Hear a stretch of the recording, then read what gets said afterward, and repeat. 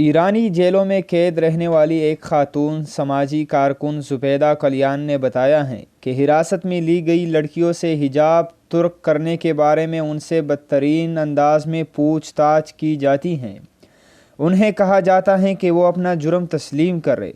جرم تسلیم نہ کرنے کی صورت میں انہیں قتل اور سنگین نتائج کی دھمکیاں دی جاتی ہیں اور ساتھ میں زیادتی کا نشانہ بھی بنایا جاتا ہے۔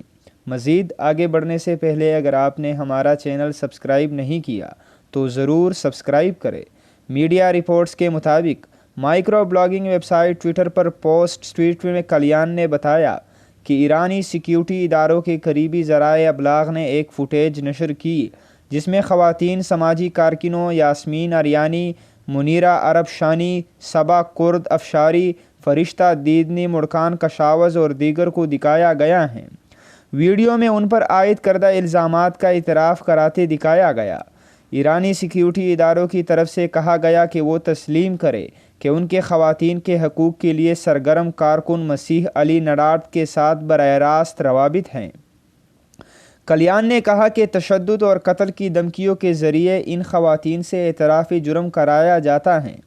ان سے کہا گیا کہ وہ اپنا بیان ریکارڈ کرائے کہ ان کے مسیحی علی نڈاٹ کے ساتھ رابطے ہیں اور وہ اس کی ہدایت پر کام کرتی ہیں۔ کلیان کا کہنا تھا کہ یہ محض جھوٹ تھا مگر خواتین سے زبردستی اس طرح کا بیان لیا جاتا ہے۔